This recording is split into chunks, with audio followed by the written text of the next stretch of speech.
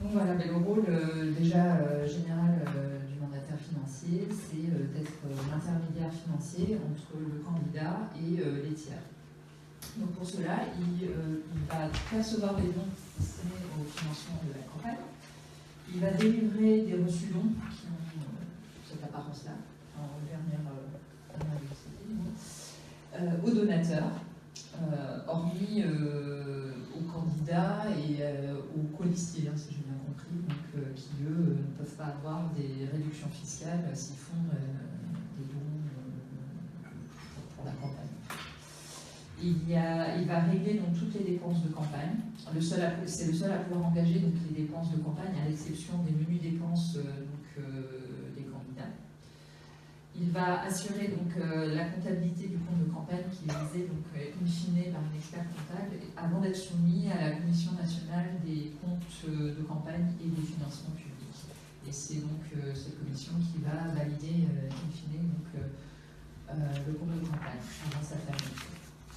Donc, comment est-il désigné? Il est nommé librement par le candidat ou la candidate ou le candidat dès le début de sa campagne. C'est enregistré officiellement à la préfecture via une déclaration donc, qui est accompagnée d'un accord express du mandataire.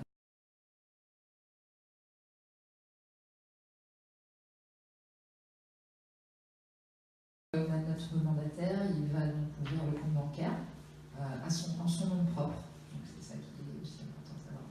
Il sera donc le seul signataire assurant le bon fonctionnement de ce compte de campagne et qui va donc ouvrir donc, à son nom, comme je disais, et libeller d'une certaine façon en disant Monsieur ou Madame X, mandataire financier de Monsieur ou Madame X, Y, pardon, candidat à l'élection, il faut préciser ce que temps, date et circonscription.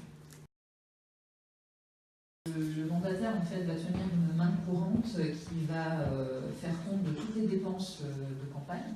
Toutes les factures sont libellées au nom du mandataire financier. Et le mandataire doit veiller à leur nature électorale et aux plafonds légaux des dépenses autorisées qui sont donc détaillés dans le guide candidat mandataire de la Commission nationale des comptes de campagne et du financement public. Aucune dépense n'est autorisée après le scrutin. Donc, par définition, le scrutin étant clos, les dépenses ne peuvent plus concourir à la recherche de suffrage. Le mandataire donc, doit avoir réglé toutes les dépenses de campagne avant le dépôt du compte. Elle doit être même réglée avant dans l'idéal, avant le premier tour, mais elle doit être soldée avant le dépôt du compte. C'est-à-dire si vous avez fait un chèque à quelqu'un et qu'il ne l'a pas encaissé, c'est un problème. D'où le besoin de relancer les bénéficiaires qui n'auraient pas fait le dépôt de chèque, par exemple. Juste pour bien comprendre comment s'apprécie le fait que ça contribue à chercher des suffrages ou pas.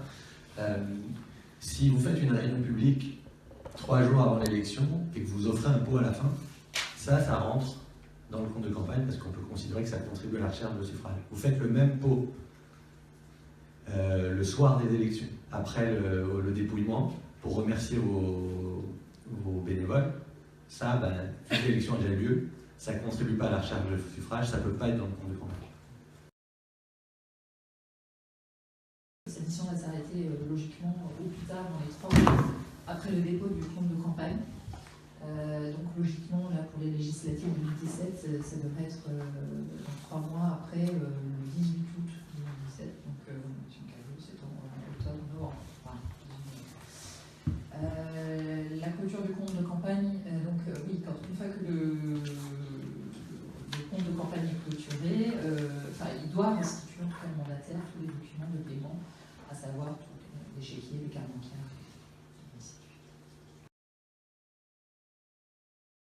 Le financement du compte se fait par des apports et des dons.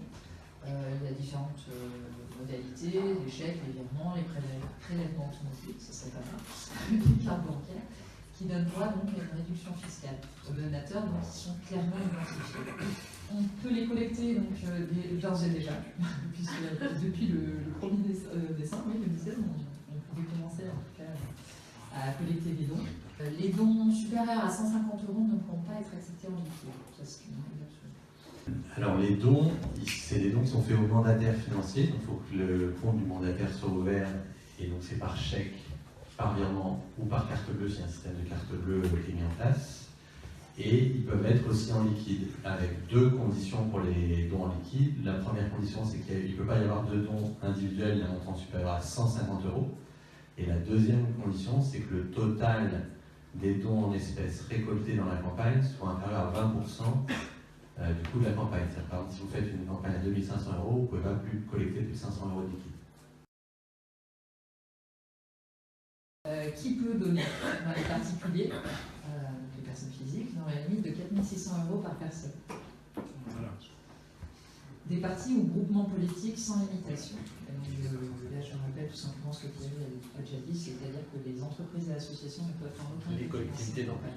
Et les collectivités non plus. Ni dons en espèces, ni dons en nature, ni montage, dévolution.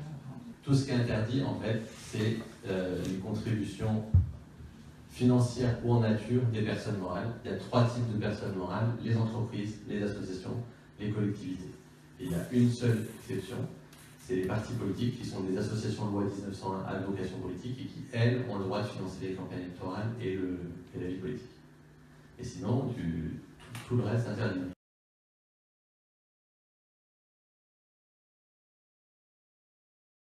Les seuls flux financiers qui donnent lieu à ces réductions, c'est les flux qui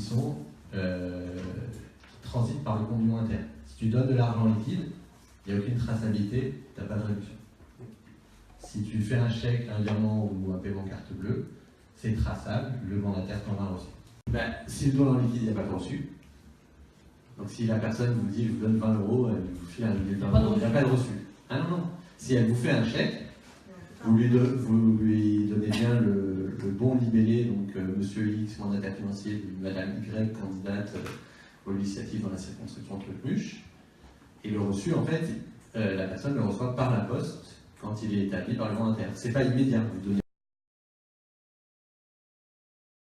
En fait, celui qui est responsable, c'est le candidat. Donc le mandataire, il sert d'intermédiaire, entre guillemets, parce que le candidat ne peut pas être jugé parti, mais s'il y a un problème, au bout du tout, c'est le candidat qui devra le solder. Par exemple, mettons que le compte soit réformé et que la Commission nationale des comptes de campagne dise en fait là vous avez payé 130 € en trop, donc il manque 130 €, c'est au candidat de faire un rapport personnel pour que le compte soit à l'équilibre. Donc la responsabilité, elle est vraiment sur le candidat. De la même façon que s'il y a une infraction, c'est le candidat qui est inéligible, c'est pas le mandataire.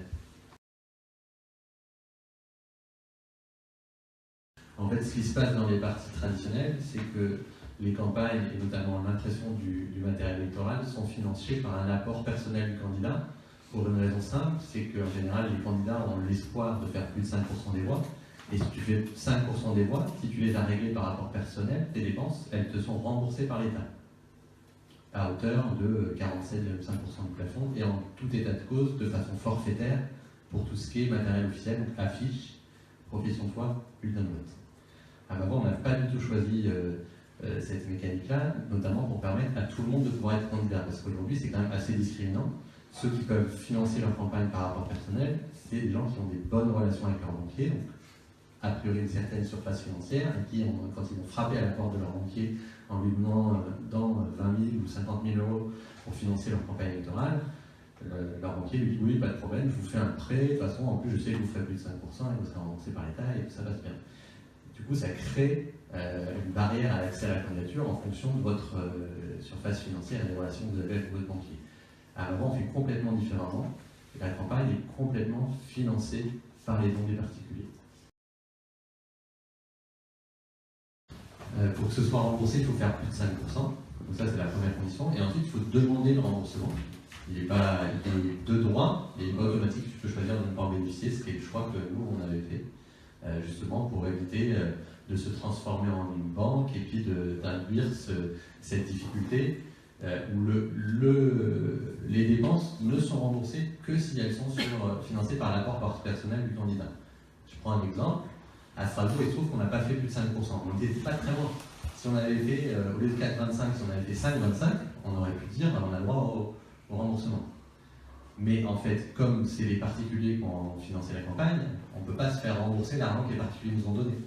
Le remboursement, il n'a lieu que si c'est le candidat qui a fait un apport personnel du montant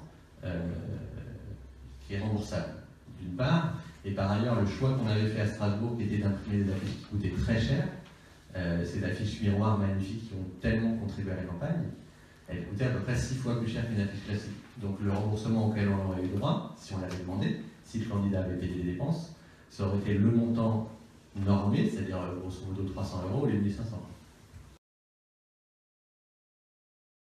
€. C'est d'ailleurs la raison pour laquelle nous, ce qu'on recommande, c'est plutôt, tu as le droit qu'une personne te donne 4600 €. Mais si une personne te donne 4600 €, il y a beaucoup plus de chances que tu lui sois redevable que si tu as 46 personnes qui donnent 100 €, mettons. Donc il y a vraiment l'incitation de dire qu'il vaut mieux plein de petits dons, parce que c'est un don vraiment, et c'est pas un don qui attend une contrepartie. Voilà. Et donc dans le financement public, il y a cet aspect-là qui est vraiment hyper important, hyper utile et qui assainit beaucoup la vie publique. Mais il y a un autre aspect qui, lui, peut causer quelques soucis, qui est qu'en fait, il y a une partie récurrente. C'est le fameux truc où si tu présentes 50 candidats qui font plus de 1%, dans 50 circonscriptions différentes de X départements, tu peux avoir droit à du financement public tous les ans. Et là, vraiment, tu transformes les partis en banque, et après, les enjeux de pouvoir qui sont liés à l'argent. Qu'est-ce que je fais avec cet argent? Qui décide des locaux qu'on loue ou des permanents qu'on paye? Et là, on met le doigt dans un engrenage dans lequel nous, on ne veut pas mettre les doigts, qui n'est pas forcément lié à la structure juridique, mais qui est lié à la nature du financement, qui fait que tu deviens une banque, et du coup, dès qu'il y a du fric, il y a des enjeux de pouvoir. Par exemple, si tu organises une réunion, tu peux avoir une table à l'entrée où les gens, s'ils veulent, ils peuvent acheter un badge ou un support. En général, on ne fait pas trop ça, mais par exemple, ce qu'on peut faire et auquel on avait réfléchi à Strasbourg, c'est qu'on peut vendre des affiches. Il y a plein de gens, en fait, quand ils voient les affiches, ils disent « Ah, j'aimerais bien en avoir une chez moi ». Comme les affiches, elles coûtent cher, on peut dire vous financez l'impression des affiches, on vend l'affiche 5 €, mettons, ou 10 €. Il n'y a pas besoin de déclarer quoi que ce soit. Si, il faut à l'arrivée, tu déclares les montants que tu as collectés. Mais comme d'un côté, dans ton compte de campagne, tu as les coûts d'impression des affiches, tu as les recettes. Non, on ne peut pas afficher partout, on peut afficher que dans les emplacements qui sont prévus pour ça, et à des périodes spécifiques. Aujourd'hui, on peut afficher dans tous les panneaux, ce qu'on appelle les panneaux d'affichage libre, c'est-à-dire les panneaux d'affichage sont mis en place par les mairies pour permettre aux associations d'afficher. Là, on a le droit de coller les affiches électorales. Et le principal espace d'affichage, c'est les panneaux électoraux officiels qui sont disposés par la mairie dans la durée de la campagne officielle, donc à partir du 15 mai, donc du 15 mai au 11 juin pour le premier tour et ensuite entre les deux tours. Et donc là, on a le droit de mettre les affiches électorales à l'emplacement qui nous aura été réservé, parce qu'une fois qu'on a déposé sa candidature à la préfecture, à la fin de la semaine de dépôt de candidature, il y a un tirage au sort où les panneaux qui sont numérotés sont attribués aux différents candidats. Mettons qu'on est le panneau numéro 3, on a le droit d'afficher l'affiche Ma Voix sur tous les panneaux numéro 3 de tous les panneaux officiels mis en place par les mairies dans toute la circonscription. Et sinon, le seul autre endroit où on a le droit d'afficher, dès maintenant, c'est les panneaux d'affichage libres. Vous n'avez pas le droit d'afficher, faire d'affichage sauvage dans la rue, coller des affiches sous un pont. Pour ce qui est de la distribution des flyers, c'est autorisé partout sur l'espace public. Par exemple, si vous voulez distribuer quelque chose à un marché, vous avez le droit, et que le marché c'est une halle, vous avez le droit si vous êtes dehors à l'extérieur, vous n'avez pas le droit si vous êtes à l'intérieur, parce que c'est un espace privé. C'est pareil dans un centre commercial, vous pouvez le faire sur la voie publique, mais dès que vous êtes sur l'emprise privée du commerçant, c'est plus autorisé.